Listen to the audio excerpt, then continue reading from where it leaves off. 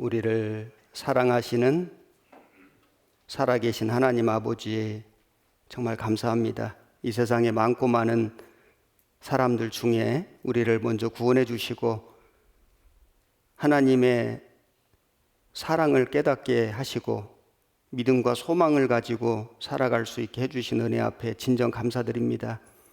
우리 안산교회를 세워주시고 지금까지 역사해 주셨습니다. 앞으로 더 많은 구원의 역사, 복음의 역사를 일으켜 주실 것을 간구드립니다. 우리 주님 오실 때에 우리보다 더 많은 영혼들이 구원받아서 함께 주님 만날 수 있게 해 주옵소서. 오늘부터 3일 동안 성막이라고 하는 주제로 성경을 공부해 보려고 합니다. 우리 주 성령님께서 말하는 사람의 입술도 주장해 주시고 듣는 모든 분들의 마음도 감동케 해 주셔서 하나님께서 이 말씀에 기록한 뜻과 비밀을 잘 깨달아 우리 삶 속에 적용해 가며 살아갈 수 있게 도와주옵소서. 모든 시간 오직 우리 주 성령님께 온전히 의지하옵고 우리를 사랑하시는 예수님 이름으로 기도드렸습니다. 아멘. 출애굽기 25장을 찾겠습니다. 출애굽기 25장 1절입니다. 118페이지, 119페이지입니다. 페이지는 성경마다 조금씩 다를 수 있습니다.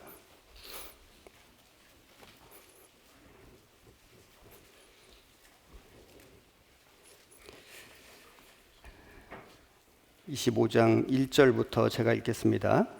여호와께서 모세에게 일러 가라사대 이스라엘 자손에게 명하여 내게 예물을 가져오라 하고 무릇 즐거운 마음으로 내는 자에게서 내게 드리는 것을 너희는 받을지니라. 너희가 그들에게서 받을 예물은 이러하니 금과 은과 놋과 청색, 자색, 홍색 실과 가는 배실과 염소 털과 붉은 물 들인 수양의 가죽과 해달의 가죽과 조각목과 등류와 관유에 드는 향품과 분향할 향을 만들 향품과 호마노며 애복과 흉패에 물릴 보석이니라. 내가 그들 중에 거할 성소를 그들을 시켜 나를 위하여 짓되 9절은 같이 읽겠습니다.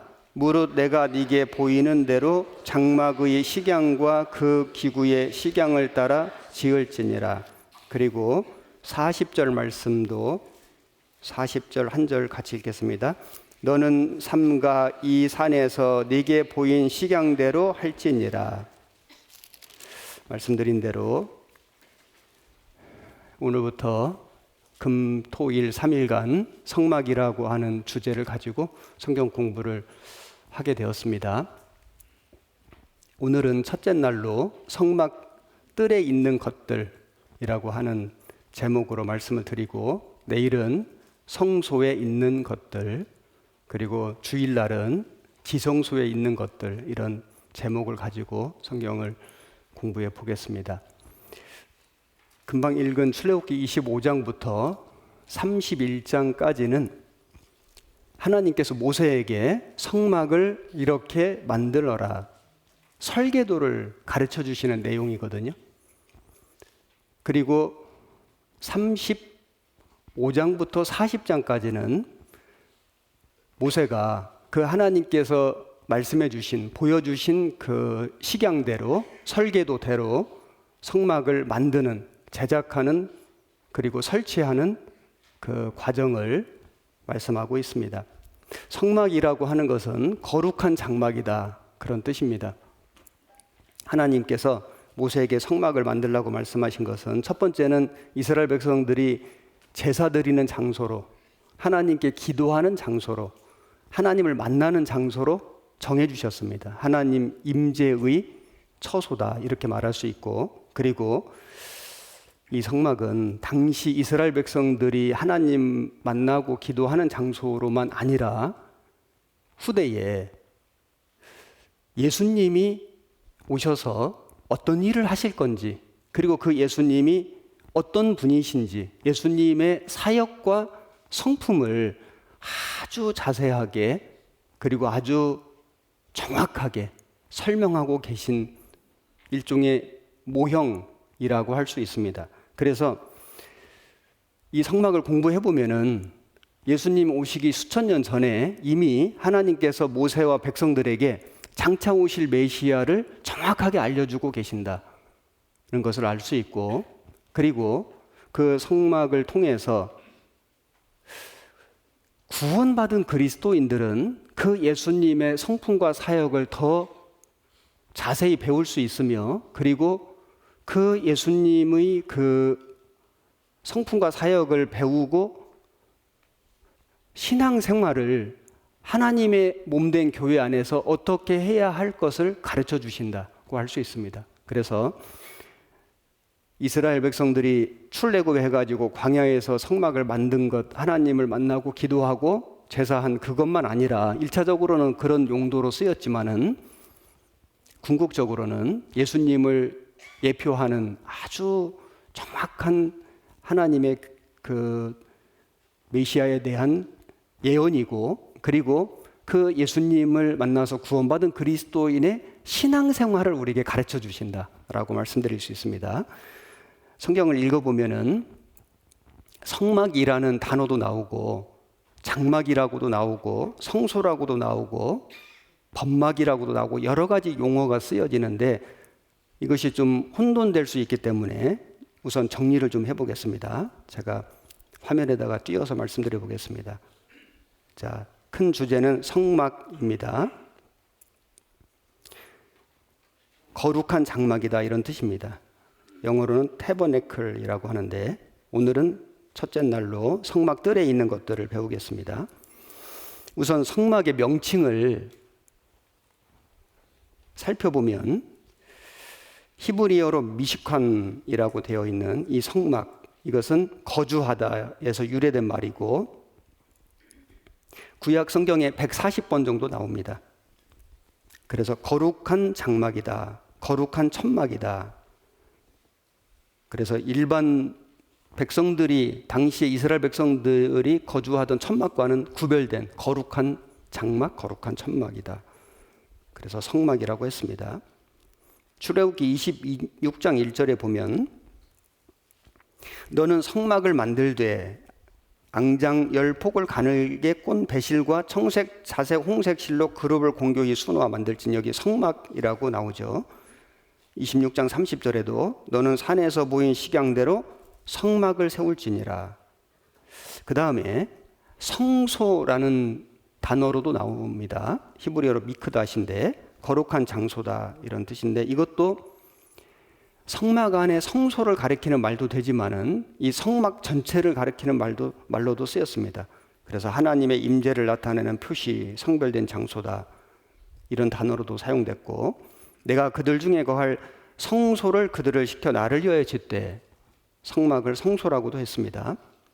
그리고 여호와의 장막이라고도 불리었는데, 히브리어로 장막은 오헬인데 이 단어는 구약 성경에 340번 정도 나오는데 본래는 천막의 의미입니다.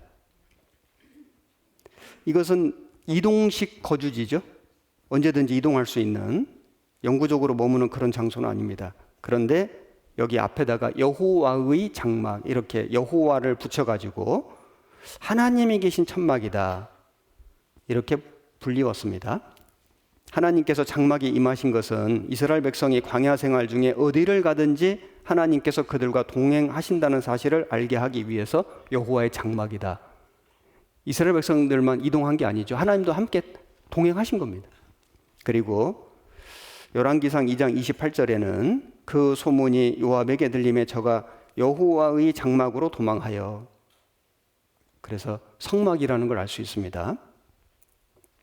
회막이라고 하는 단어로도 쓰였는데 만난다, 그런 뜻이죠.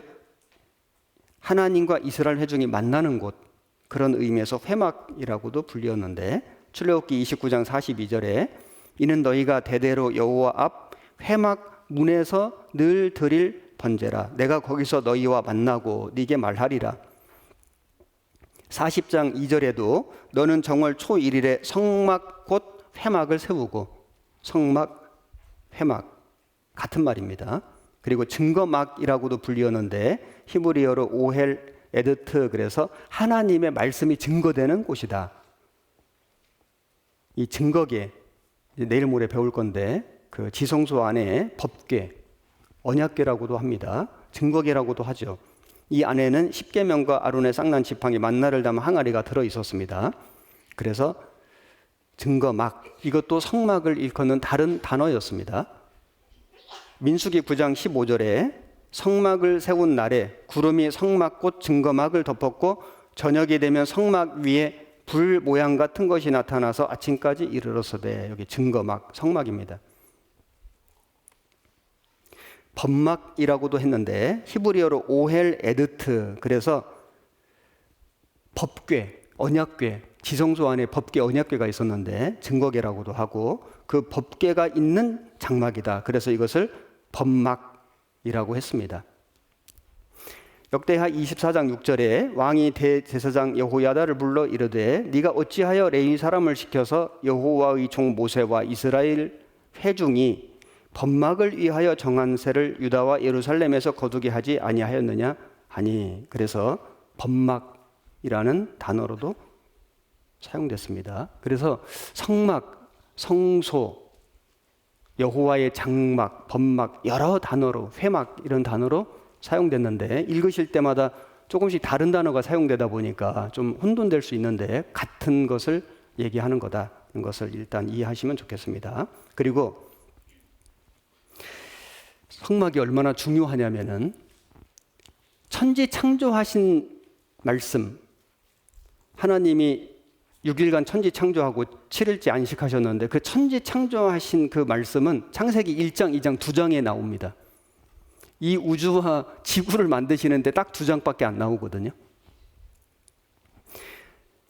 홍수, 노아 시대에 홍수로 세상이 멸망한 사건, 이 사건은 창세기 6장, 7장, 8장, 9장 이렇게 4장에 나옵니다. 굉장히 중요한 사건이거든요. 왜냐하면 실제 있었던 사건이기도 하지만은 그 노아 홍수 사건을 통해서 우리에게 주시는 교훈이 엄청나게 있기 때문에 굉장히 긴 분량으로 천지 창조 2장밖에 안 되는데 노아 홍수 사건 4장에 걸쳐서 이 말씀을 기록해 놓으신 거니까 상당히 중요한 말씀이라는 걸 알 수 있습니다. 그런데 이 성막에 대한 말씀은 몇 장 나오는지 아십니까? 대략적으로 한 50장에 걸쳐서 나오는데 서두에 말씀드린 것처럼 출애굽기 25장부터 31장까지 그리고 35장부터 40장까지 성경을 일독하시다 보면은 이 부분에서 일단 좀 어려움이 와요. 그래서 아마 성경을 항상 읽으실 때마다 이 출애굽기 25장부터 나오면은 좀 이게 도대체 무슨 말씀인지 너무 어렵고 아무리 읽어도 좀 이해가 잘 안 되고 그래서 그냥 대충대충 넘어가시는 분도 계실지 모르겠는데 오늘 내일 모레 이 말씀을 우리가 좀 집중적으로 배울 거니까 한번 집에서 예습 복습을 한번 해보시는 차원에서 한 번, 두 번씩 읽고 오시면 더 좋을 것 같습니다.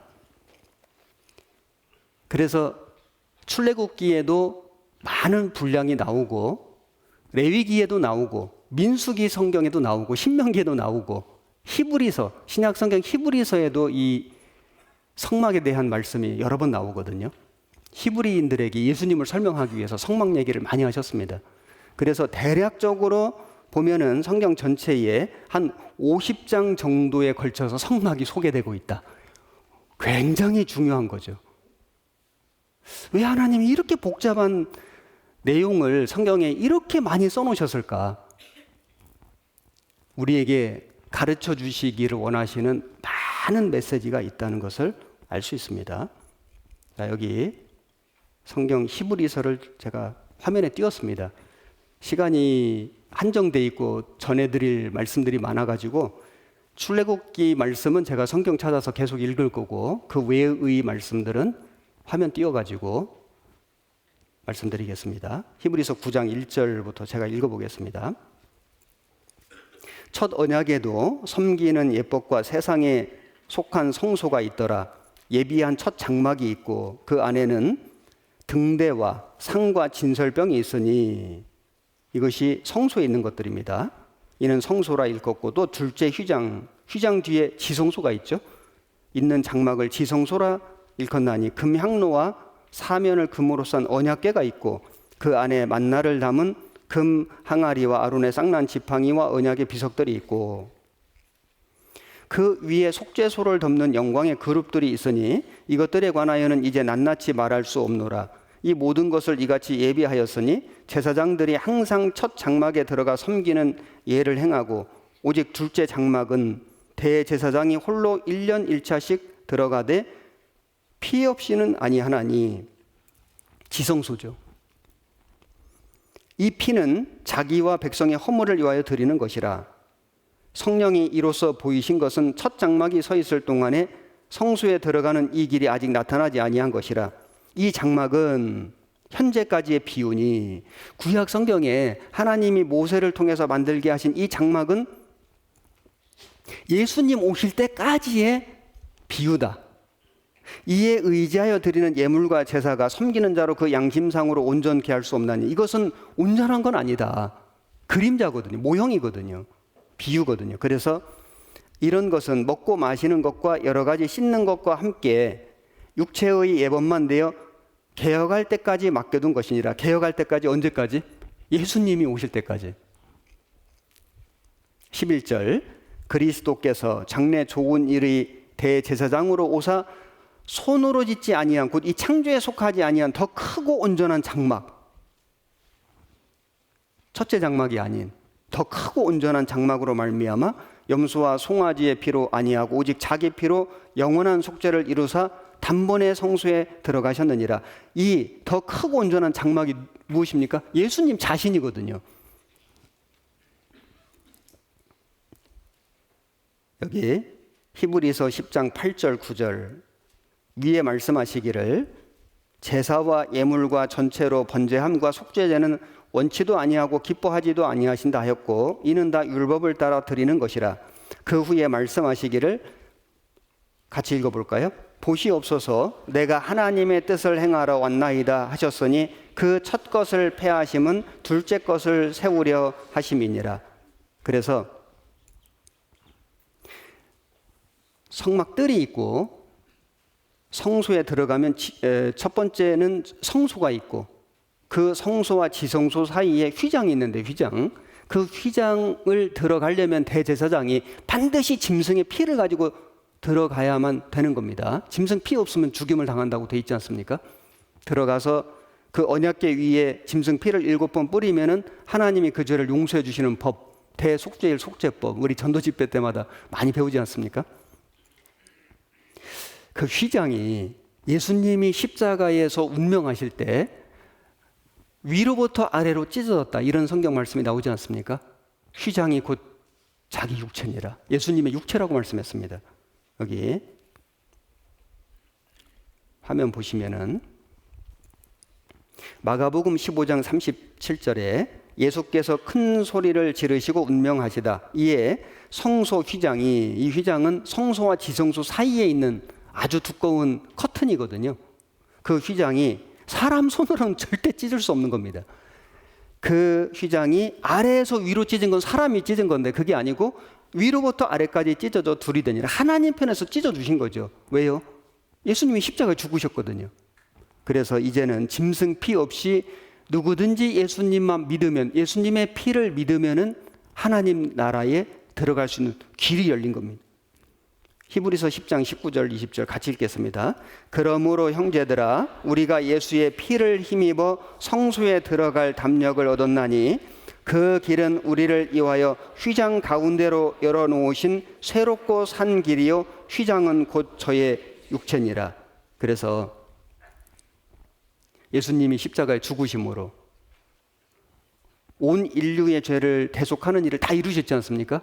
이제는 그 구약 시대의 성막, 그 성전, 이게 이제 필요 없는 겁니다. 왜냐하면 그건 전부 장차 오실 예수님을 예표하는, 증거하는 것이었는데 예수님이 오셔서 십자가에 죽으심으로 이 세상의 모든 사람의 죄를 대속하는 일을 이루셨기 때문에 이제 그 첫 번째 장막은 이제 효력을 다한 겁니다.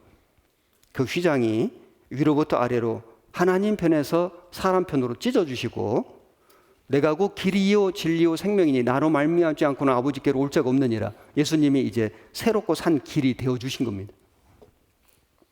자, 그리고 이 성막은 이스라엘 백성들이 하나님과 만나는 만남의 장소였습니다. 그래서 회막이라고도 했지 않습니까? 출애굽기 25장 성경으로 찾겠습니다. 25장 22절. 거기서 내가 너와 만나고 속죄소 위 곧 증거궤 위에 있는 두 그룹 사이에서 내가 이스라엘 자손을 위하여 네게 명할 모든 일을 네게 이르리라.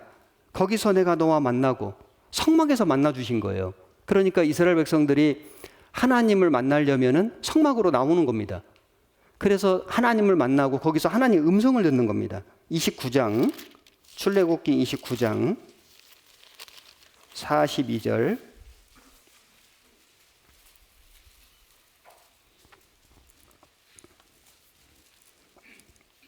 이는 너희가 대대로 여호와 앞 회막 문에서 늘 드릴 번제라. 내가 거기서 너희와 만나고 네게 말하리라.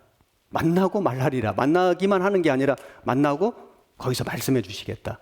그래서 하나님과 교제를 한 장소가 성막인 겁니다. 에덴 동산에서 아담 하와가 동산을 거닐면서 하나님과 교제했거든요. 대화를 했습니다. 그런데 선악과를 먹고 범죄함으로 쫓겨났고 하나님과의 교제가 단절되었죠. 믿음의 선진들은 항상 단을 쌓았습니다. 단을 쌓고 제단을 만들고 거기서 하나님께 제물을 드리고 예배를 드렸죠. 아브라함, 이삭, 야곱, 하나님의 사람들, 하나님을 참으로 섬긴 사람들은 다 한결같이 단을 쌓고 제물을 드려서 하나님을 만났습니다. 하나님께서 이 모세에게 성막을 만들어라. 그것은 그 성막을 통해서 하나님이 이스라엘 백성들과 만나 주시겠다. 그리고 만나서 하나님께서 그들에게 말씀해 주시겠다. 그리고 그 성막에 구름 기둥, 불 기둥이 떠올라 가지고 이스라엘 백성들을 광야에서 인도해 가셨지 않습니까? 인도해 주시겠다. 그 당시 이스라엘 백성들은 그 성막이 하나님과의 만남의 장소였습니다. 자, 이 성막이 시대를 지나가면서 변천됐는데 어떻게 변천되었는지를 제가 화면 말씀을 통해서 설명해 보겠습니다. 자, 이 성막은 이스라엘 백성들에게 그 출애굽한 이후에 광야에서 하나님을 만나는 섬기는 장소로 만들어 주신 거고, 그 이후에 솔로몬 시대에 성전을 짓지 않습니까? 다윗이 성전을 지으려고 했는데 하나님께서 허락지 않으시고 그 아들 솔로몬에게 성전 짓도록 허락하셨습니다. 그래서 다윗이 성전 지을 준비는 다 해놓고 다윗이 솔로몬에게 성전 지을 것을 이제 명하였죠. 솔로몬이 성전을 지었는데 여기 열왕기상 6장 1절 화면 보시면 됩니다. 이스라엘 자손이 애굽 땅에서 나온 지 480년이요. 솔로몬이 이스라엘 왕이 된 지 4년 15월 곧 2월에 솔로몬이 여호와를 위하여 전 건축하기를 시작하였더라. 이것이 성전이죠. 성막 시대가 지나고 성전 시대가 시작되는 겁니다. 성막은 텐트였지 않습니까? 이동식 텐트. 이제 성전은 아주 견고하게 지어진 그런 웅장한 건물이었습니다. 역대하 3장 1절에 솔로몬이 예루살렘 모리아 산에 여호와의 전 건축하기를 시작하니 그곳은 전에 여호와께서 그 아비 다윗에게 나타나신 곳이요 여부스 사람 오르난의 타작 마당에 다윗이 정한 곳이라. 이 모리아 산이 아브라함이 아들 이삭을 번제로 바친 산인 거 아시죠? 거기에다가 성전을 세웠습니다. 열왕기상 6장 38절에 제11년 불월, 이게 8월이라는 뜻입니다. 여기 나오네요. 곧 8월에 그 설계와 식양대로 전이 다 필력되었으니 솔로몬이 전을 건축한 동안이 7년이었더라. 그래서 7년 동안 솔로몬이 전을 건축했는데 이것이 솔로몬의 성전이었습니다. 그런데 이 성전이 바벨론의 침략으로 침공으로 다 파괴되고 불타버린 거 아시죠? 포로 잡혀갔습니다. 그 이후에 스룹바벨이 1차 포로 귀환해가지고 성전을 재건했죠. 그 스룹바벨이 지은 그 성전, 그걸 제2성전이라고 하는데, 그 성전은 처음 솔로몬이 지은 성전에 비하면 매우 초라했습니다. 그래서 옛날 성전을 본 노인들은 마음이 슬퍼서 울었다고 나옵니다. 자, 스룹바벨이 지은 성전, 학개서 1장 14절.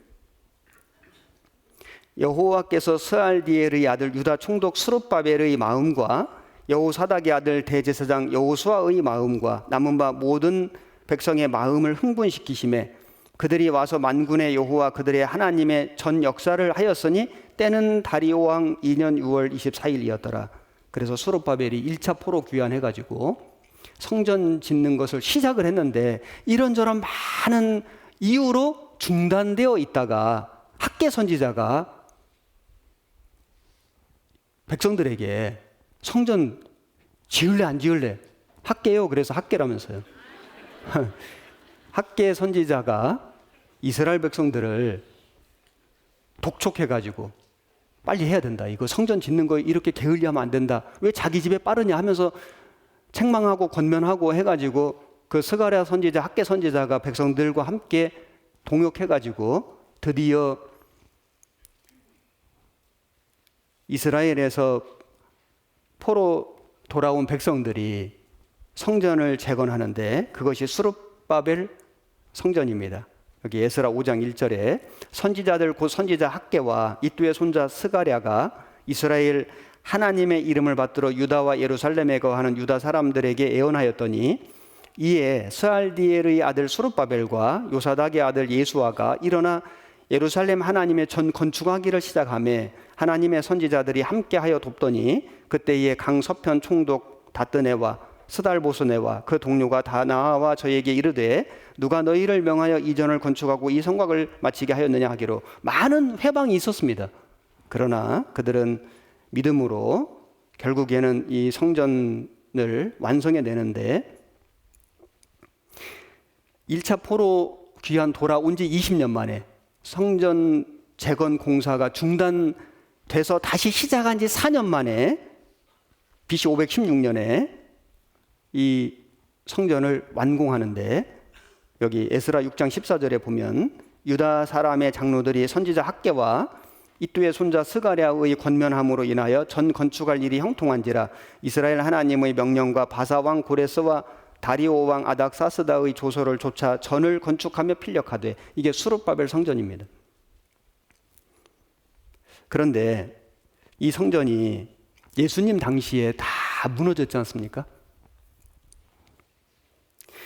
그 성전을 헤롯 대왕이 유대인들의 환심을 살려고 증개축, 엄청난 규모로 증개축을 해 주었는데, 그 공사 기간이 거의 한 70년 정도 됩니다. 엄청난 기간 동안에 공사를 하고 있는 중에 예수님이 그 성전 짓는 것을 보시고 이렇게 말씀하셨습니다. 여기 요한복음 2장 19절 화면 보시면 됩니다. 예수께서 대답하여 가라사대 너희가 이 성전을 헐라. 지금 그 헤롯 대왕이 지어주고 있는, 유대인 환심 살려고 지어주고 있는 이 성전을 헐라. 이거 한 70년 동안 이 성전을 지었는데 지금 현재는 46년 되었습니다. 그러니까 짓고 있는지, 예수님 당시에 46년 동안 짓고 있었는데 나중에 쭉 지어져 가지고 완공됐는데, 그 성전이 AD 70년에 타이터스에서 다 무너진 거 아시죠? 자, 예수님 당시에 46년 동안 짓고 있었는데 이 성전을 헐라 내가 사흘 동안에 일으키리라. 유대인들이 가로되 이 성전은 46년 동안에 지었거늘 지금도 완공이 안 됐어요. 짓고 있는 중입니다. 짓고 있는데 46년 동안 지금 짓고 있는데 이것을 네가 3일 동안에 일으키겠느냐? 믿을 수가 없는 거죠.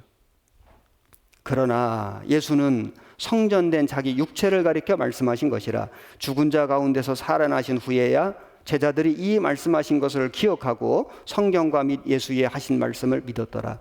자, 이 성전이 누구라고요? 예수님이라고요. 구약시대에 예수님이 아직 나타나지 않으셨기 때문에, 아직 예수님이 십자가에 죽으시지 않으셨기 때문에, 구약시대 예수님을 알 수가 없기 때문에 이스라엘 백성들에게 예수님을 나타내는 방법이 성막이었습니다.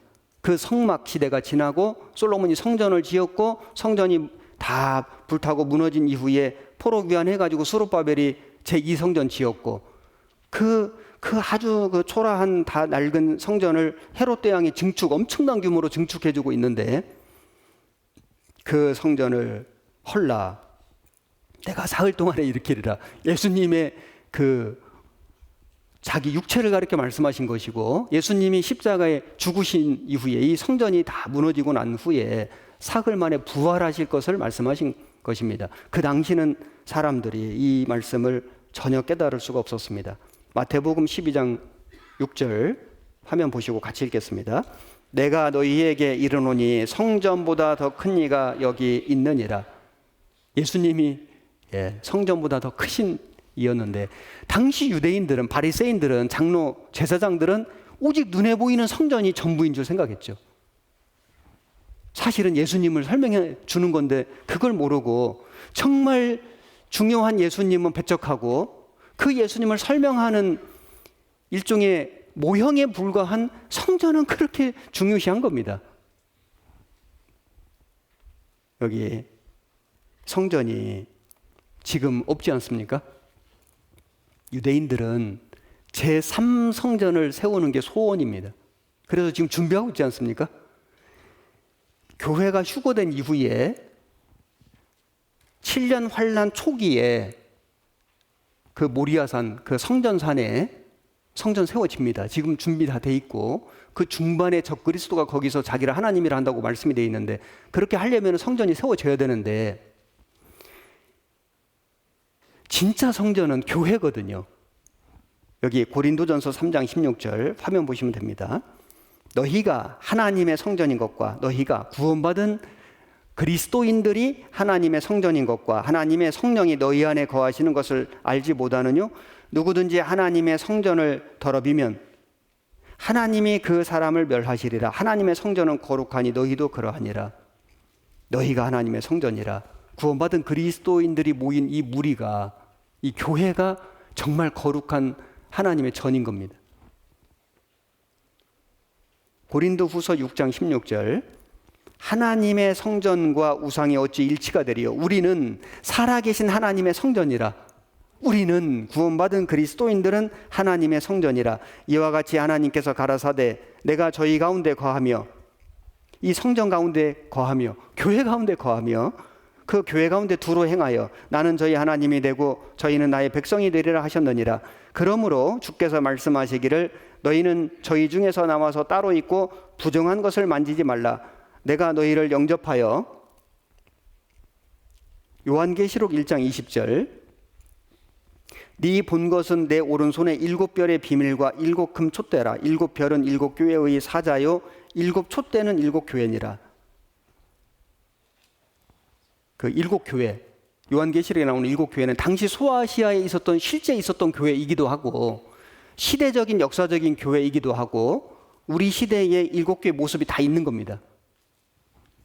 7교회는 모든 교회를 대표하는 교회입니다.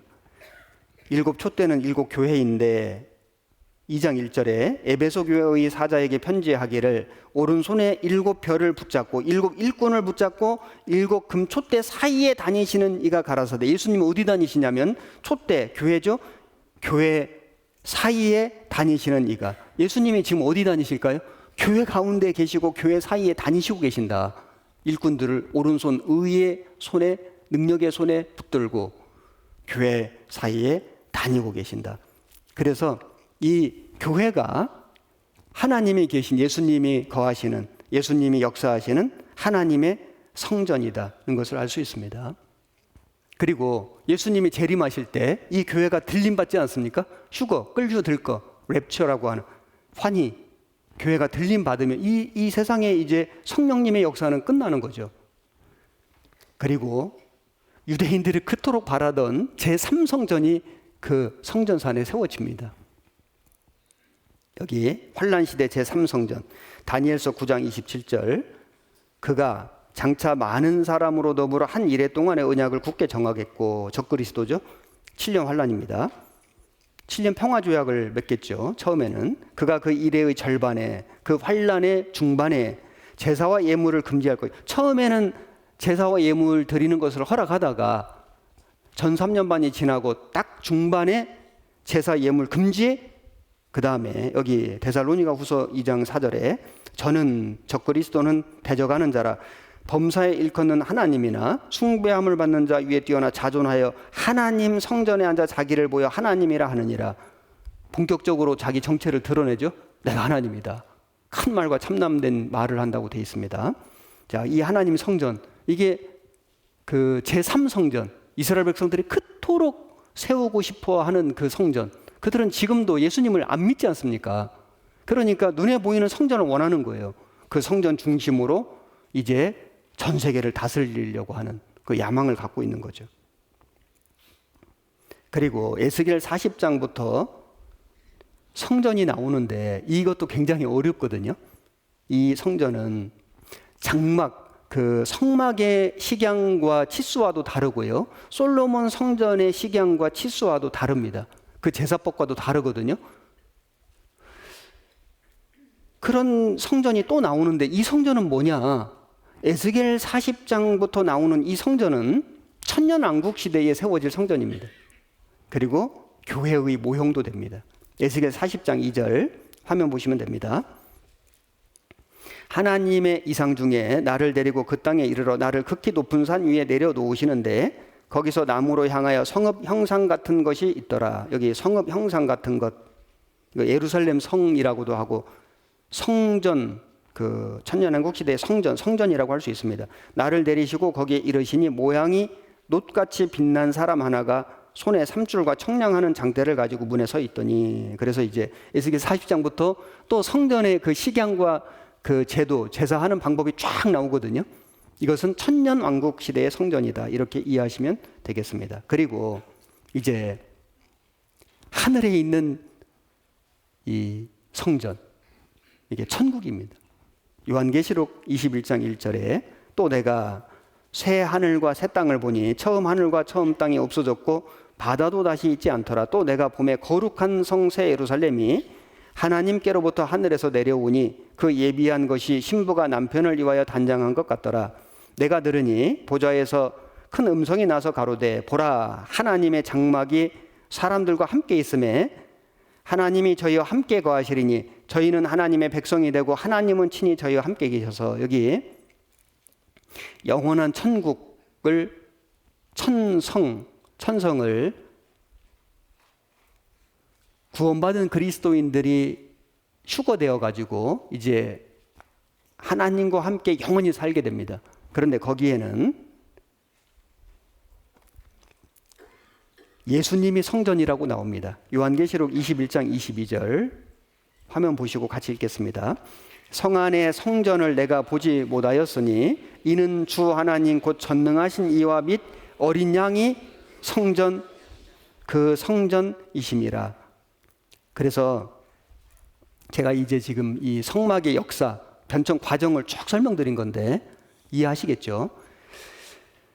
이스라엘 백성들이 애굽에서는 노예였습니다. 하나님께 울부짖었고 모세도 예수님의 모형인데 모세를 보내주셔서 출애굽, 엑소더스. 그래서 그들이 이제 광야 40년 동안 군대가 되어가는 과정이죠. 훈련을 받는데 거기 모세에게 성막을 그 식양을 보여주시고 정확하게 그 식양대로 만들라 이렇게 명령하셔가지고 모세가 부살렐, 오홀리야 기타 그 종사하는 사람들과 함께 그 식양 그대로 성막을 만들었는데, 이 성막은 하나님을 만나는 곳이고 기도하는 곳이고 그리고 하나님께 예배하는 곳이고 하나님이 그 성막을 통해서 이스라엘 백성들과 만나 주셨고 불기둥 구름기둥으로 인도해 주셨고 그리고 그 성막이 나중에는 솔로몬 성전이 되고 그리고 포로 잡혀갔다가 돌아와서 수룹바벨이 성전 지었고 제2성전, 헤롯 대왕이 성전을 재건해 줬는데 예수님이 성전이라고 말씀하셨어요. 이 성전을 헐라 내가 사흘 동안에 일으키리라. 그리고 적그리스도가 그 다스리는 그 성전도 있지만 그거는 거짓된 성전이고 천년 왕국 시대의 성전이 에스겔서에 나오고 천국에 가면은 성전이 없다. 왜냐하면 하나님이 성전이시고 예수님이 성전이시다. 맞습니다. 성막은 하나님, 예수님을 예표하는 거다. 이렇게 이해하시면 됩니다. 그래서 말씀 서두에 드렸지만은 우리가 이제 성막을 이렇게 자세하게 성경 속에다가 50장 정도 되는 엄청난 분량으로 기록해 주신 것은 구약 시대에 그 이스라엘 백성들에게 예수님을 설명해 주시는 겁니다. 가르쳐 주시는 거고, 그리고 우리는 구원받았지만은 그 성막을 연구해 보면은 그 예수님의 성품, 그 예수님의 사역을 자세하게 배울 수 있다. 그리고 그 예수님으로 말미암아 구원받은 그리스도인들이 하나님의 몸된 교회 안에서, 성전이죠, 성전 안에서 어떻게 하나님을 섬기고 어떻게 살아가야 할지를 배울 수 있다. 그래서 이제 구체적으로 오늘 성전 성막 뜰에 있는 것들에 대해서 이제 배워보도록 하겠습니다. 우선 여기 그림을 좀 보시면은 이것이 이스라엘 백성들이 그 광야에 세운 성막입니다. 성막이 동서남북 이스라엘 진이 있고, 그래서 12지파가 3지파씩 동서남북에 이렇게 배치가 됐고 아주 질서정연하게 움직였고 장막을 쳤습니다. 그리고 그 중앙에 성막이 있었거든요. 여기서 이제 불기둥 구름기둥이 떠올라서 인도했습니다. 여기 이게 성막입니다. 울타리가 있고 여기 성막들이 있고 여기 성소, 지성소 이렇게 있는 겁니다. 성막의 규격을 보면 이게 1규빗을 50cm로 환산했을 때 이 가로가 한 25m 되고 세로가 한 50m 정도 됩니다. 그래서 이걸 평수로 대략 계산해 보면 한 380평 정도 되는 규모입니다. 여기 바깥 뜰이 있고 성소, 지성소가 있습니다. 이제 우리가 구체적으로 공부해 볼 건데, 오늘은 여기 이 성막 뜰에 있는 것들, 이제 울타리와 번제단, 물두멍 공부할 거고, 내일은 성소에 있는 것들, 진설병상, 금초대, 금양당 공부할 거고, 주일날은 지성소 안에 있는 것들을 이제 공부할 겁니다. 여기 좀 입체적으로 보면은 이게 번제단이고 물두멍이고 이게 성소, 지성소입니다. 그래서 여기 그 등대가 있고 분향단이 있고 떡상이 있고 이게 언약궤입니다. 자, 이 내용들을 이제 하나하나씩 공부해 보겠습니다. 출애굽기 27장 성경 보시겠습니다.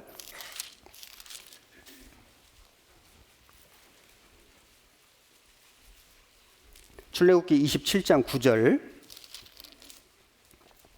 너는 성막에 뜰을 만들지니 남을 향하여 뜰 남편에 광이 100규빗의 세마포장을 쳐서 그 한편을 당하게 할지니 그 기둥이 수물이며 그 받침 수물은 노수로 하고 그 기둥의 갈고리와 가름대는 은으로 할지며 그 북편에도 광이 100규빗의 포장을 치되 그 기둥이 수물이며 그 기둥의 받침 수물은 노수로 하고 그 기둥의 갈고리와 가름대는 은으로 할지며 뜰의 옆 곧 서편에 광 50규빗의 포장을 치되 그 기둥이 열이요 받침이 열이며 동을 향하여 뜰 동편의 광도 50규빗이 될지며 문 이편을 위하여 포장이 15규빗이며 그 기둥이 셋이요 받침이 셋이요 문 저편을 위하여도 포장이 15규빗이며 그 기둥이 셋이요 받침이 셋이며 뜰 문을 위하여는 청색, 자색, 홍색 실과 가늘게 꼰 배실로 수놓아 짠 20규빗의 장이 있게 할지니 그 기둥이 넷이요 받침이 넷이며 뜰 사면 모든 기둥의 가름대와 갈고리는 은이요 그 받침은 노시며 뜰의 장은 100규빗이요 광은 50규빗이요 세마포 장의 고는 5규빗이요 그 받침은 노시며 성막에서 쓰는 모든 기구와 그 말뚝과 뜰의 포장 말뚝을 다 노수로 할지니라. 어렵죠? 아, 도대체가 이 무슨 말씀인지 참 어렵습니다. 그런데 이제 이렇게 말씀만 보면은 참 어렵기 때문에 제가 그림으로 설명을 드리려고 가지고 왔습니다. 이게 지금 성막을 둘러싸고 있는 울타리거든요. 울타리 설명하고 있는 겁니다. 울타리. 여기 지금 이렇게 이 성막에 울타리가 있지 않습니까? 이 울타리를 설명하고 있는데 이 높이가 5규빗이니까 2.5m니까 사람이 여기를 넘어서 볼 수가 없습니다. 2.5m 이상 되는 키를 가진 사람 거의 없지 않습니까? 밖에서 안에가 안 보입니다. 넘어갈 수가 없는 거예요. 함부로 넘어갈 수가 없습니다. 문이 유일하게 딱 하나 있거든요. 그래서 높이가 5규빗이라는 거, 한 2m 50 정도 된다는 걸 생각하시고, 그 다음에 여기 기둥이 있지 않습니까? 울타리를 세우려면 기둥이 있어야 돼요. 우리도 지금 여기 기둥 쭉 세워서 펜스 치려고 지금 보셨을 텐데, 기둥이 있어야지 이게 울타리가 쳐지는 거니까 기둥이 쭉 이렇게 돌아가면서 있는데, 이걸 합치면은 기둥이 60개 있습니다. 그리고 이 받침은 노시다. 여기 이제 울타리 같은 건데, 여기 보면 받침이 있지 않습니까? 울타리의 받침. 이 받침은 노시고, 기둥하고 기둥 갈고리와 가름대는 은으로 입혀가지고, 여기 노시고 은으로 입혀가지고 이것을 60개를 쭉 세우고 세마포장으로 쌓아놓은 겁니다. 이게 울타리인 거예요. 울타리. 자, 이걸 이제 우리가 생각을 좀 해보시면, 이 울타리를 쳐놓은 것은 뭐냐면, 일단 못 넘어가게 한 거예요. 못 넘어가게. 아무나 들어갈 수 없는 겁니다. 들어갈 수 있는 유일한 곳은 문이거든요. 문이 동쪽에 하나 있습니다. 문으로만 들어가야 된다. 예수님의 문이거든요. 그래서 하나님께로, 하나님의 나라에 들어가는 유일한 방법은 담을 넘어가는 게 아니고 문으로 들어가는 겁니다. 예수님을 통과해야 된다. 그래서 사람의 힘으로는 하나님 나라에 들어갈 수 없는데, 예수님께서 열어놓으신 그 길, 내가 곧 길이요 진리요 생명이니, 오직 예수님을 통해서만 성소로, 지성소로 들어갈 수 있다. 이걸 말씀해 주시는 것입니다. 그리고 이제 들어가면은 거기 문이 나오는데, 여기 우선 그림을 좀 보면 이게 문입니다. 문. 그 울타리가 쭉 사방으로 있는데 동쪽에 유일한 문이 하나 있거든요. 지파들이 세 지파 12지파가 동서남북으로 있는데, 자기 장막 앞에서 바로바로 들어가면 좋을 것 같은데 하나님 그렇게 안 하셨습니다. 사방에 유일한 문은 동쪽에 딱 하나 있습니다. 그런데 이 문도 높이는 역시 2.5m입니다. 근데 이 문의 이 폭이 10m입니다. 굉장히 넓은 문이죠. 원하는 사람은 누구든지 들어올 수 있습니다. 여기 높이는 5규빗 2.5m인데 이 폭은 20규빗, 그래서 10m이기 때문에 굉장히 넓은 문이고 누구든지 들어올 수 있는, 이것이 구원의 문, 복음의 문입니다. 원하는 사람은 들어올 수 있습니다. 자, 이 문이 무엇을 의미하는지를 여기 말씀 구절을 통해서 보시겠습니다. 화면 보시면 됩니다. 요한복음 6장 37절에 아버지께서 내게 주시는 자는 다 내게로 올 것이요, 내게 오는 자는 내가 결코 내어 쫓지 아니하리라. 문이 10m니까 누구든지 오기만 하면 들어올 수 있다. 그런데 원해야 되거든요. 디모데전서 2장 4절에도 하나님은 모든 사람이 구원을 받으며 진리를 아는데 이르기를 원하시느니라. 하나님은 정말 모든 사람이 들어올 수 있도록 그 폭이 10m 되는 넓은 문을 만들어 놓으신 겁니다. 원해야만 들어오는 거예요. 그리고 들어오는 사람은, 오는 사람은 결코 내어쫓지 않겠다. 이렇게 말씀하셨습니다. 요한계시록 22장 17절에 성령과 신부가 말씀하시기를 오라 하시는도다. 듣는 자도 오라 할 것이요, 목마른 자도 올 것이요, 원하는 자는, 원해야 되거든요. 구원은 본인이 구원받고 싶어야지 되는 겁니다. 그래야 하나님 역사하시는 겁니다. 원하는 자는 값없이 생명수를 받으라 하시더라. 그리고 이 문은 말씀드린 것처럼 동쪽에 있거든요. 왜 동쪽에 이 성소로 들어가는 문을 만들어 놓으셨을까? 이 동쪽은 해가 뜨는 곳이지 않습니까? 예수님을 의로운 해라고 성경에 말씀했습니다. 여기 말라기 4장 2절에 내 이름을 경외하는 너희에게는 의로운 해가 떠올라서, 예수님이 해거든요. 교회는 달이고 구원받은 성도 한 사람 한 사람은 별이라고 말씀했는데, 예수님은 발광체, 교회는 반사체거든요. 빛을 받아야지 빛을 낼 수 있는 것이 교회고 성도입니다. 그래서 예수님은 의로운 해인데 해가 떠오르는 곳이 동쪽입니다. 그리고 예수님이 12지파 중에 유다지파 후손으로 오지 않습니까? 그 유다지파의 진이 동서남북에 있는데 동쪽에 있었습니다. 여기 창세기 49장 10절에 홀이 임금님이라는 뜻이죠. 유다를 떠나지 아니하며 치리자의 지팡이가 그 발 사이에서 떠나지 아니하시기를 실로가 오시기까지 미치리니 그에게 모든 백성이 복종하리로다. 여기 유다 지파에서 예수님이 태어나실 걸 말씀하신 거고, 민수기 2장 3절에 동방 해 돋는 편에 진칠 자는 그 군대대로 유다의 진기에 속한 자라. 그래서 유다 지파가 동쪽에 진을 쳤습니다. 그 문이, 성막의 그 유일한 문이 동쪽에 있었습니다. 자, 그리고 이 문의 색깔을 좀 공부해 보면은 4가지 색깔로 되어 있는데 자색, 홍색, 흰색, 청색으로 되어 있습니다. 자, 이 4가지 색은 전부 예수님을 설명하는 건데, 구체적으로 보면은 자색은 왕이거든요. 왕복이 자색입니다. 왕으로 오시는 예수님.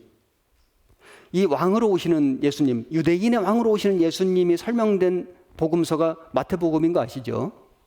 그리고 홍색 실은 고난받는 종으로 오시는 예수님을 나타내는 거고, 사복음서 중에 마가복음이 종의 복음, 소의 복음입니다. 그리고 흰색은 성결, 순결, 완전한 인간의 모습으로는 오셨지만 죄가 없으신 예수님. 그래서 누가복음은 인자복음이라고 하죠. 그리고 청색 실은, 청색은 하늘에서 내려오신 하나님의 아들, 독수리 복음이라고도 하고, 그래서 요한복음.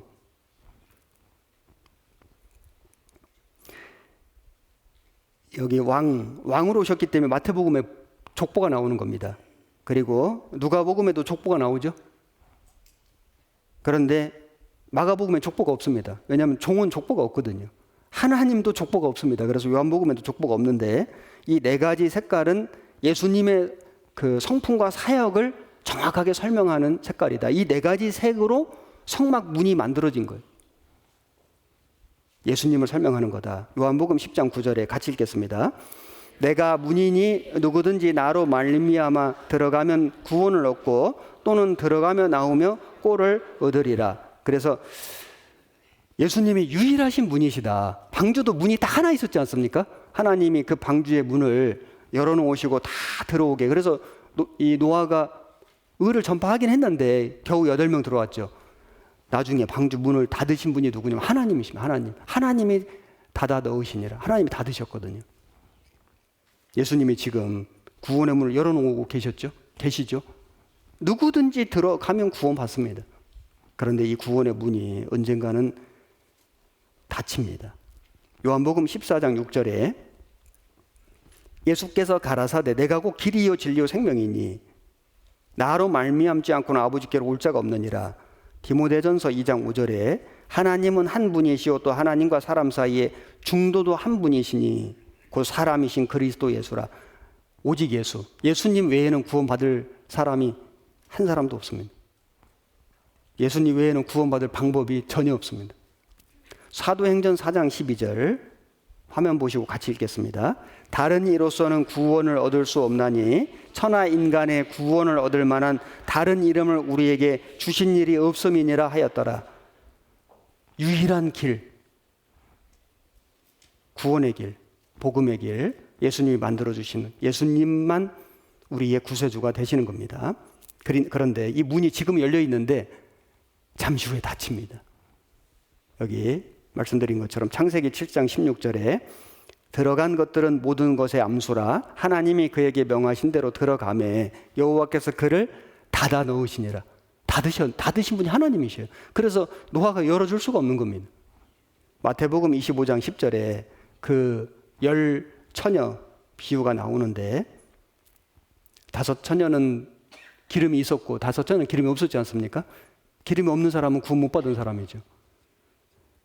저희가 사러 간 동안에 신랑이 오므로 예비하였던 자들은 함께 혼인잔치에 들어가고 문은 닫힌지라. 그래서 이 구원의 문이, 복음의 문이 지금은 열려 있지만은 얼마 후에, 잠시 후에 문이 닫힌다는 것을 알 수 있습니다. 그리고 이 성막이 있는데 울타리가 있고 유일한 문이 동쪽에 하나가 있고 폭이 10m고 원하는 사람은 다 들어올 수 있는 겁니다. 들어가면은 그 다음에 나오는 기구가 번제단입니다. 번제단. 이제 성막 뜰에 있는 2가지 기구가 있는데 번제단하고 물두멍하고 자, 이걸 공부해 보겠습니다. 출애굽기 27장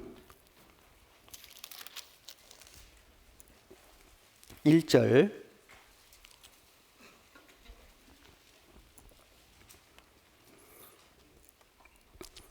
27장 1절입니다. 너는 조각목으로 광이 5규빗의 단을 만들되 네모 반듯하게 하며 고는 3규빗으로 하고 그 네 모퉁이 위에 뿔을 만들되 그 뿔이 그것에 연하게 하고 그 단을 노소로 쌀지며 재를 담는 통과 부삽과 대야와 고기 갈고리와 불 옮기는 그릇을 만들되 단의 그릇을 다 노소로 만들지며 단을 위하여 노소로 그물을 만들고 그 위 네 모퉁이에 놋고리 넷을 만들고 그물은 단 사면 가장자리 아래 곧 단 절반에 오르게 할지며 또 그 단을 위하여 채를 만들되 조각목으로 만들고 노소로 쌀지며 단 양편 고리에 그 채를 꿰어 단을 매게 할지며 단은 널판으로 비게 만들되 산에서 네게 보인 대로 그들이 만들지니라. 이거 봐요, 어렵잖아요. 아니 도대체 이게 무슨 말씀인지 어떻게 만들라는 것인지 이거 말씀만 듣고 이거 만들기가 참 쉽지 않겠죠. 그래서 하나님이 부살렐 오홀리압에게 그 지혜와 성령님을 주셔가지고 이걸 만들게 했지 않습니까? 자, 그런데 우리는 이게 참 말씀만으로는 굉장히 어렵기 때문에 역시 제가 그림을 준비했습니다. 자, 여기 이제 이 울타리가 있고 동쪽에 문이 유일하게 하나 있는데 이 문을 통과해서 들어가면 첫 번째 나오는 기구가 번제단입니다. 지금 번제단 말씀하신 거거든요. 이렇게 만들어라. 설계도로 보여주신 겁니다. 자, 여기 이 번제단이 짐승을, 그러니까 제물을 불에 태워가지고 하나님께 제사하는 단입니다.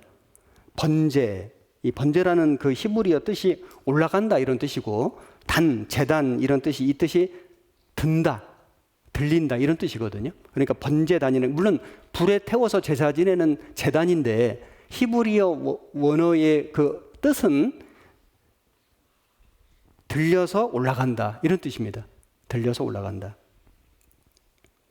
자, 여기 번제단의 그 상세한 모습인데 이 사각형인데 정사각형이죠. 그래서 이 길이가 5규빗이고 높이는 3규빗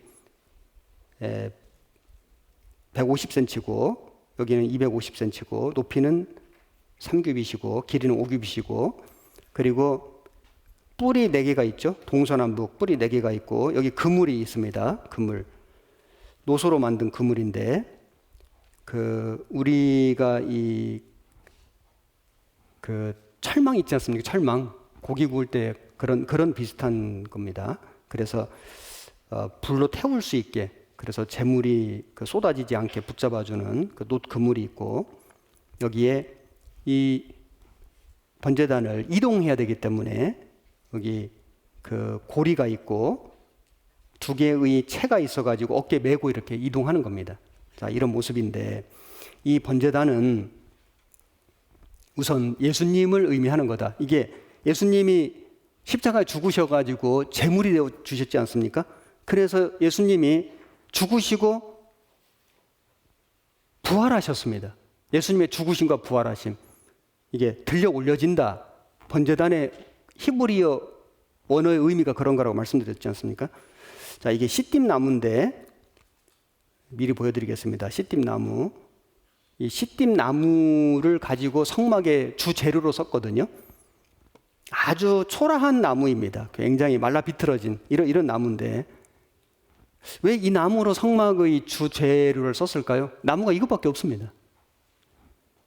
그런데 이 나무가 아주 척박한 곳에서 살다 보니까 굉장히 밀도가 단단합니다. 굉장히 밀도가 단단하고 내구성이 강하고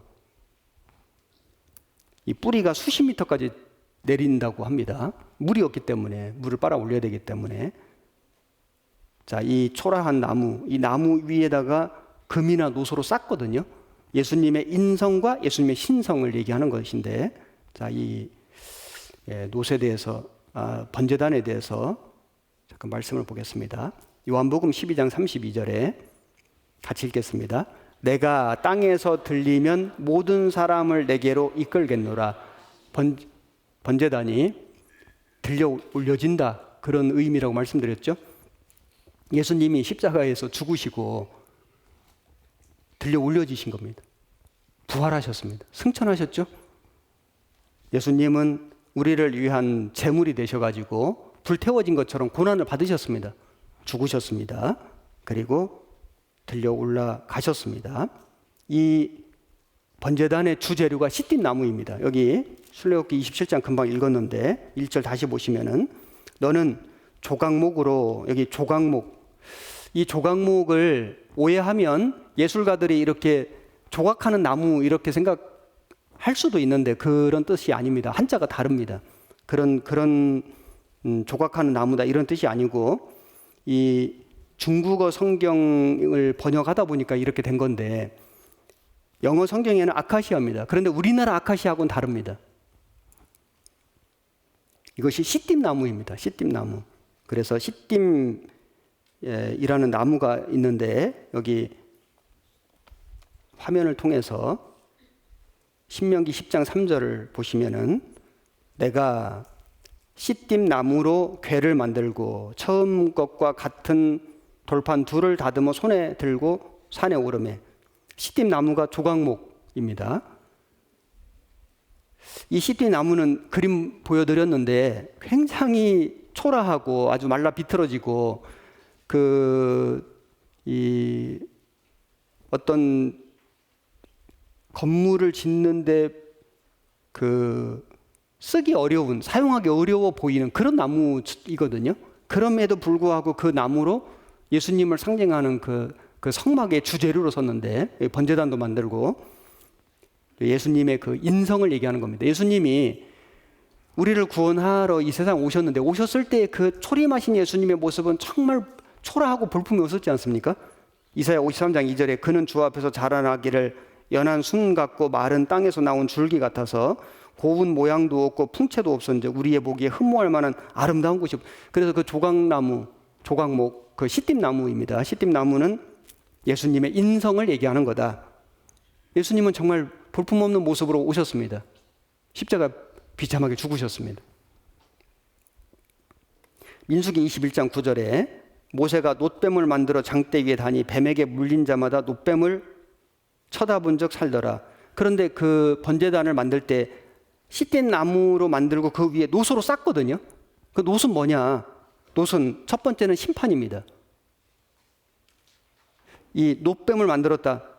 이 심판받는 모습이죠. 예수님을 예표하는 거지 않습니까? 이 들려 올려진 놋뱀을 쳐다본 적 살더라. 오직 예수님만으로 구원을 받는 건데, 이 놋은 심판을 얘기하는 거고, 두 번째는 놋은 승리를 얘기하는 겁니다. 그래서 예수님이 심판받으시고 이기신 겁니다. 죽음의 권세를 이기신 거지 않습니까? 그래서 이 예수님의 신성을 얘기하는 거다, 놋은. 그러니까 시띠나무는 너무 초라한데 인성, 그 위를 놋으로 탁 싼 겁니다. 놋은 금보다도 더 열에 강합니다. 금은 1069도에 녹는데 놋은 1085도에 녹는다고 해요. 금보다 훨씬 더 견고한 금속이 놋이거든요. 그래서 능력, 승리, 예수님의 인성, 찝된 나무를 놋으로 싼 겁니다. 예수님의 인성과 예수님의 신성을 번제단의 재료를 보면 알 수 있습니다.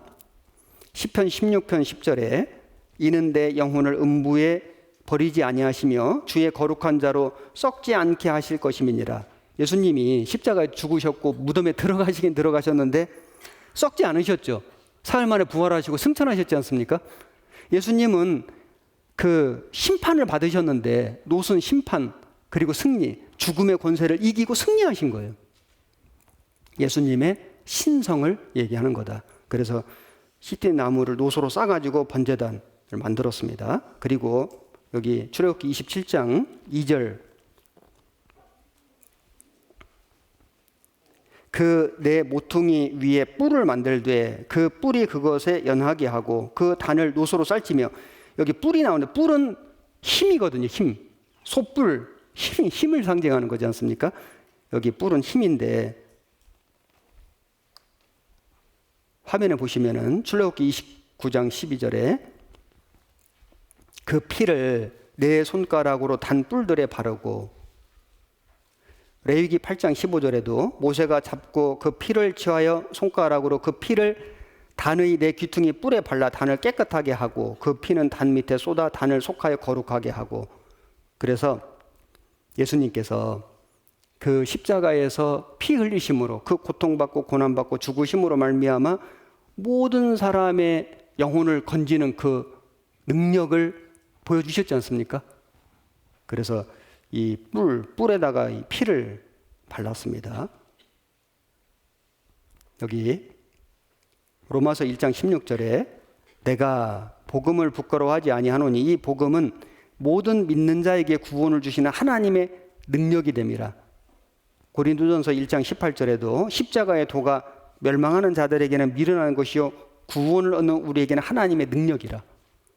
예수님의 그 보혈, 그 예수님이 십자가에서 죽으신 그 십자가, 그 십자가에서 보여주신 그 사랑은 힘이고 능력이다.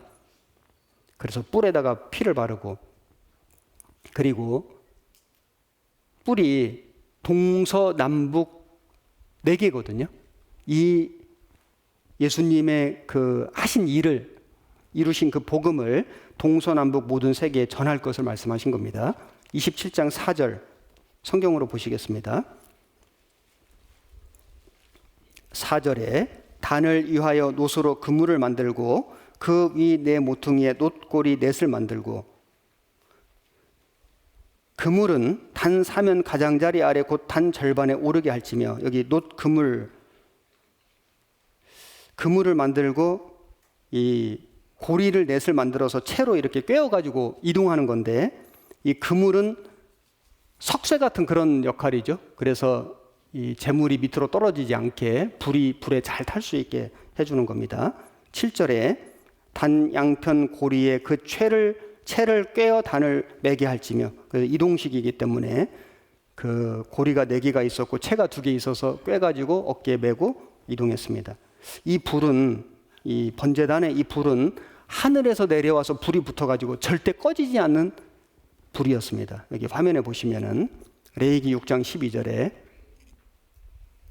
단 위에 불은 항상 피워 꺼지지 않게 할지니 제사장은 아침마다 나무를 그 위에 태우고 번제물을 그 위에 버려놓고 화목제의 기름을 그 위에 살을 찌며 불은 끊이지 않고 단 위에 피워 꺼지지 않게 할지니라. 그래서 우리 예수님이 십자가에서 이루신 그 복음은 절대로 없어지지 않고 그리고 꺼지지 않는 영원한 겁니다. 그리고 레위기 9장 22절에 모세와 아론이 회막에 들어갔다가 나와서 백성에게 축복하며 여호와의 영광이 온 백성에게 나타나며 불이 여호와 앞에서 나와 단 위에 번제물과 기름을 사른지라. 온 백성이 이를 보고 소리 지르며 엎드렸더라. 그래서 이 하나님의 불이 하늘에서 내려온 겁니다. 사람이 붙인 불이 아니고 하나님께서 내려주신 불. 이 불이 번제단의 불이 계속 타도록 계속 관리한 겁니다. 그래서 이 하나님이 우리에게 그 사랑을 베푸셨고 십자가에서 그 사랑을 완성하셨고 그 이루신 그 복음은 영원토록 있는 겁니다. 변하지 않는. 이것을 말씀하시는 것이 번제단입니다. 그리고 출애굽기 30장을 보시겠습니다. 30장 17절 여호와께서 모세에게 일러 가라사대 너는 물두멍을 놋으로 만들고 그 받침도 놋으로 만들어 씻게 하되 그것을 회막과 단 사이에 두고 그 속에 물을 담으라. 아론과 그 아들들이 그 두멍에서 수족을 씻되 그들이 회막에 들어갈 때에 물로 씻어 죽기를 면할 것이요 단에 가까이 가서 그 직분을 행하여 화제를 여호와 앞에 살을 때에도 그리할지니라.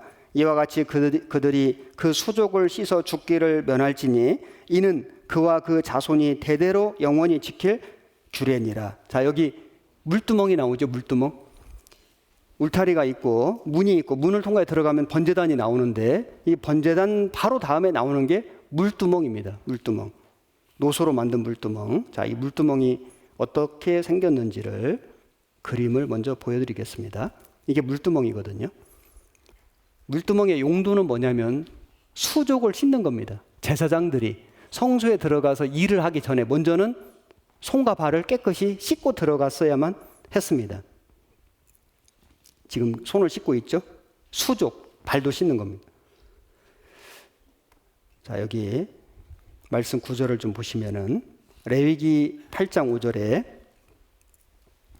모세가 회중에게 이르되 여호와께서 행하라고 명하신 것이 이러하니라 하고 아론과 그 아들들은, 이 제사장이죠, 아론의 자녀들, 아들들 데려다가 물로 그들을 씻기고, 이것은 제사장 직분을 위임하는 인식을 하는 겁니다. 그래서 먼저는 제사장 직분을 맡기 전에 물로 그들을 씻기고, 여기서 씻는 것은 목욕하는 겁니다. 아론에게 속옷을 입히며 띠를 띄우고 겉옷을 입히며 에봇을 더하고 에봇에 기묘하게 짠 띠를 띄워서 에봇을 몸에 메고 흉패를 붙이고 흉패에 우림과 둔명을 넣고 그 머리에 관을 씌우고 그 관 위 전면에 금패를 붙이니 곧 거룩한 관이라. 자, 이 제사장 의복에 대해서는 또 다음에 배우겠는데, 우선 여기 보시면 제사장 직분을 위임받을 때 먼저는 목욕을 했다는 걸 알 수 있죠. 그 다음에 제사장 옷을 입었는데, 출애굽기 30장 19절 30장 19절 다시 읽겠습니다. 아론과 그 아들들이 그 두멍에서 수족을 씻되 그들이 회막에 들어갈 때에 물로 씻어 죽기를 면할 것이요. 그러니까 성소에 일하러 들어갈 때 반드시 그 수족을 물로 씻어서 죽기를 면하라. 안 씻고 들어가면 죽는다는 거죠. 자, 이것이 무슨 말씀이냐면은 구원받은 그리스도인들은 목욕을 했습니다. 목욕을 했는데 구원을 받았지만은 구원받은 그리스도인들도 세상에 살다 보면은 죄라는 게 묻어들어오지 않습니까? 우리가 하나님 앞에 나아갈 때 그 죄를 계속 자백함으로 씻어가는 겁니다. 여기 요한복음 13장 8절 화면 보시겠습니다. 베드로가 가로되 내 발을 절대로 씻기지 못하시리이다. 예수께서 대답하시되 내가 너를 씻기지 아니하면 네가 나와 상관이 없느니라. 시몬 베드로가 가로되 주여 내 발뿐 아니라 손과 머리도 씻겨 주옵소서. 예수께서 가라사대 이미 목욕한 자는 발밖에 씻을 필요가 없느니라. 온 몸이 깨끗하니라. 너희가 깨끗하나 다는 아니니라. 유다는 아니다, 그 말씀이죠. 자, 여기 구원받은 사람은 목욕한 사람이다. 그런데 예수님이 발을 씻겨주셨지 않습니까? 에베소서 5장 26절에 이는 곧 물로 씻어 말씀을 물이라고 했습니다. 물로 씻어 말씀으로 깨끗하게 하사 거룩하게 하시고, 요한 1서 1장 8절에 만일 우리가 죄 없다 하면 스스로 속이고 또 진리가 우리 속에 있지 아니할 것이요 만일 우리가 우리 죄를 자백하면, 구원받은 그리스도인들의 회개를 자백이라고 말씀했죠. 미쁘시고 의로우사 우리 죄를 사하시며 모든 불의에서 우리를 깨끗게 하실 것이요. 구원받은 그리스도인들도 회개해야 됩니다. 그런데 이 회개는 죄인이 지옥 갈 사람이 하는 회개하고는 다르죠. 우리가 지옥 갈 운명에서는 하나님께 지옥 가지 않게 해달라고 회개했습니다. 그 회개는 단번 회개거든요. 그런데 그 회개를 통해서 회개하고 구원을 받으라. 회개해야지 구원을 받거든요. 구원받은 그리스도인도 회개를 하는데 그 회개를 자백이라고 했고, 이 자백은 단번 자백이 아니고 계속 자백이죠. 죄를 지으면 또 자백하고 또 자백하고 계속. 그래서 그 죄를 깨끗게 해주신다는 것은 하나님과의 단절된 관계를 다시 회복해 주신다. 친밀하게 해주신다. 여기 야고보서 1장 22절에 너희는 도를 행하는 자가 되고 듣기만 하여 자신을 속이는 자가 되지 말라. 누구든지 도를 듣고 행하지 아니하면 그는 거울로 자기의 생긴 얼굴을 보는 사람과 같으니 제 자신을 보고 가서 그 모양이 어떠한 것을 곧 잊어버리거니와 자유하게 하는 온전한 율법을 들여다보고 있는 자는 듣고 잊어버리는 자가 아니요 실행하는 자니 이 사람이 그 행하는 일에 복을 받으리라.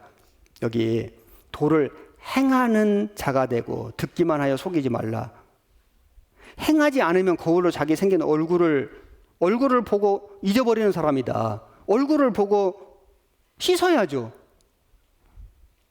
도를 행하여야죠.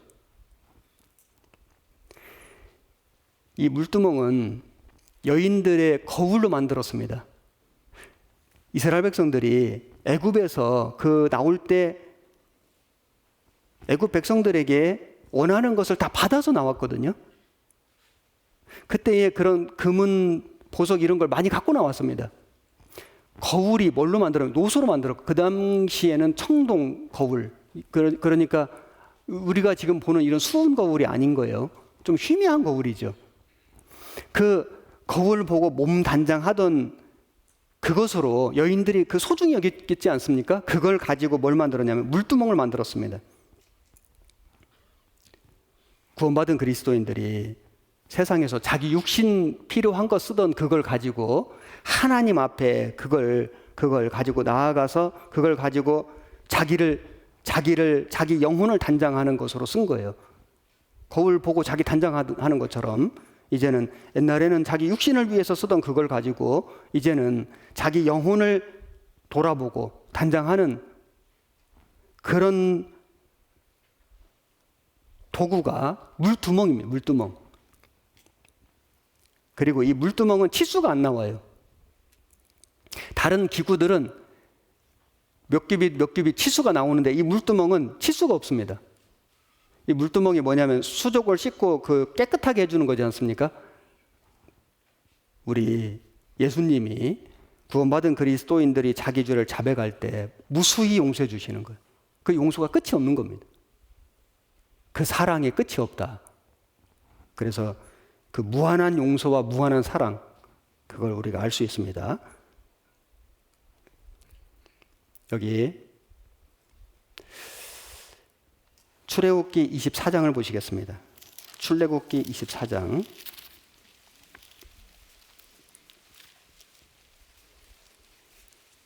18절에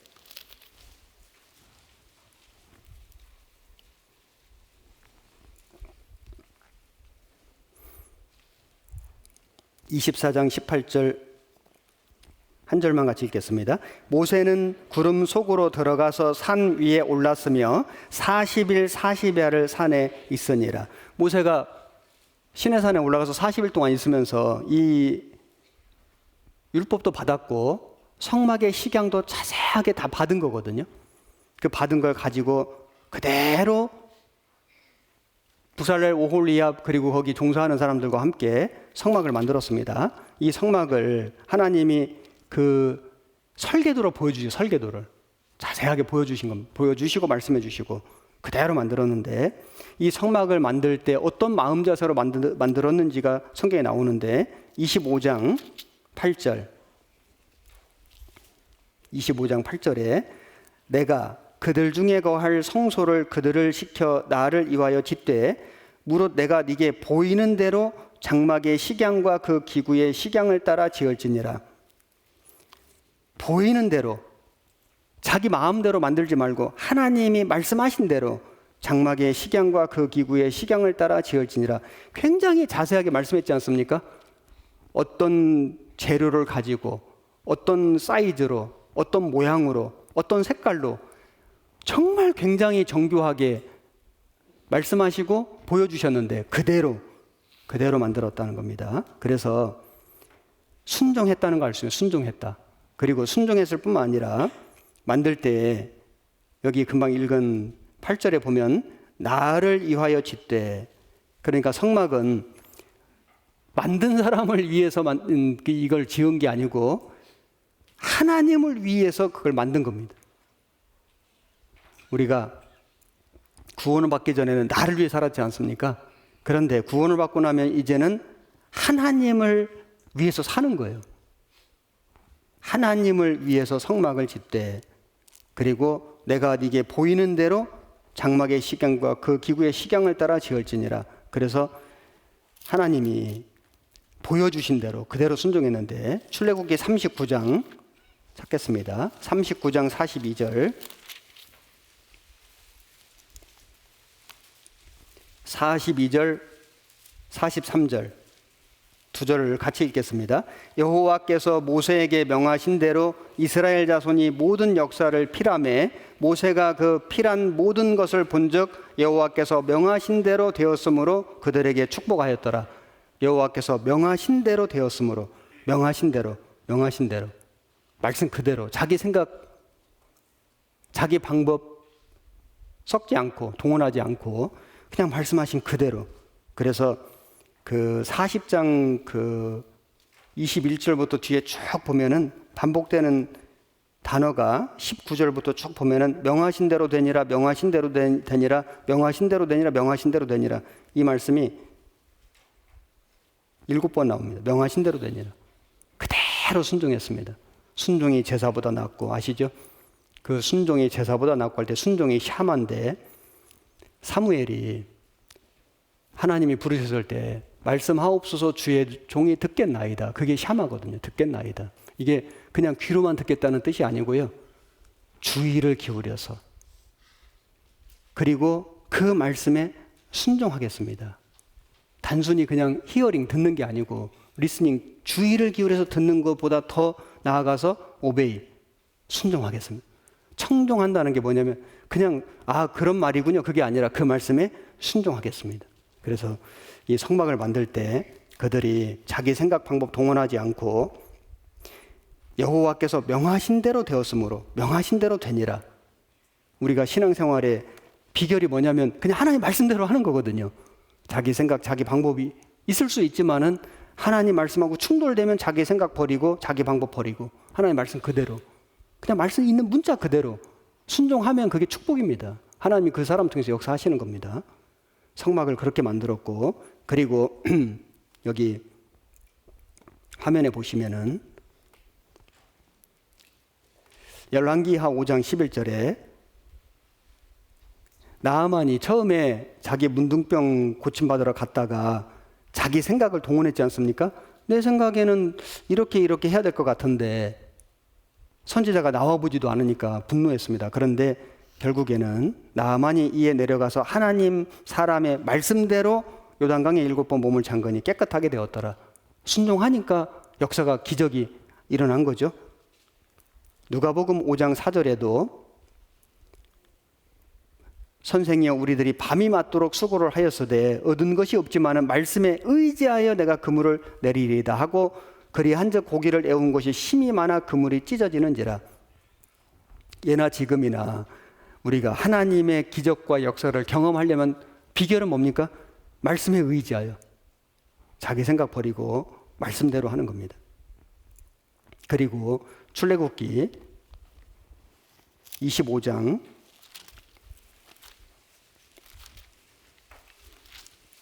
1절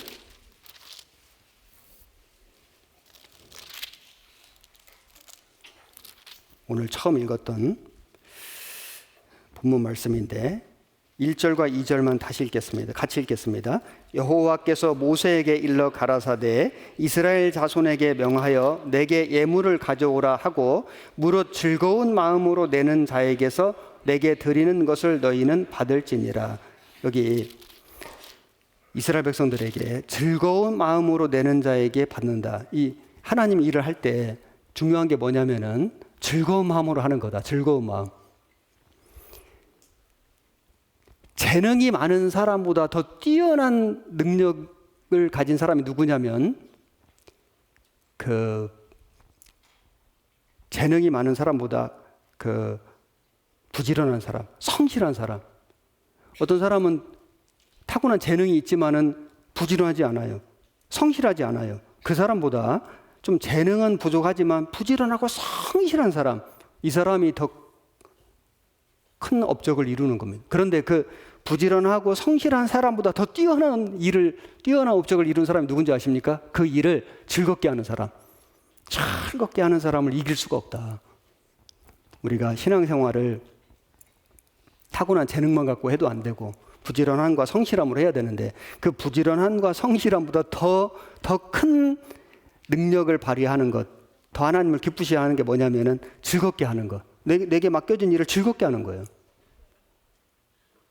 그래서 이 이 성막을 만드는 모든 일을 그 맡겨진 사람들이 즐겁게 했다는 걸 알 수 있습니다. 그래서 우리가 이 성막은 예수님의 모형이고 성품과 사역인데 뿐만 아니라 교회 모형도 되고 구원받은 그리스도인의 신앙생활의 모습도 되지 않습니까? 그래서 성막을 만들 때 하나님을 위해서 만든 것처럼 우리가 신앙생활을 하나님을 위해서 하는 거고, 그 다음에 보여주신 대로 말씀하신 대로 그대로 하는 거고, 순종해서 하는 거고, 그리고 중요한 게 즐거운 마음으로 하는 거다. 즐거움. 그걸 하나님 기뻐하신다. 내가 어떤 봉사를 맡고 있습니다. 뭐 찬양대도 하고 교사도 하고 여러 가지 봉사가 있지 않습니까?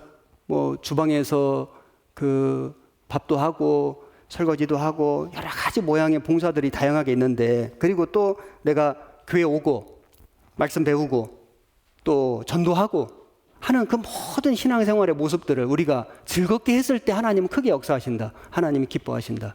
저도 제게 주어진 이 목회자의 일을 저 즐겁게 하고 있습니다. 안산교회 와서 너무 즐겁습니다.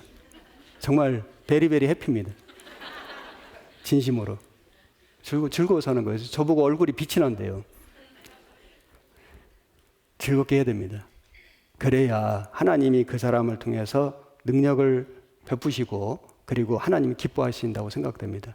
여기 화면에 보시면은 잠언 23장 26절에 내 아들아 네 마음을 내게 주며 네 눈으로 내 길을 즐거워할지어다.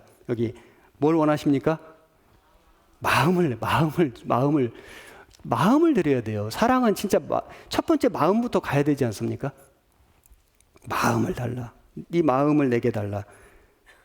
저희가 먼저 자신을 주께 드리고 우리 자신을, 내 마음을, 여기 할 마음만 있으면 있는 대로 받으실 때 마음을 주님께 드리는 것이 정말 중요하다. 그래서 우리가 이 신앙생활을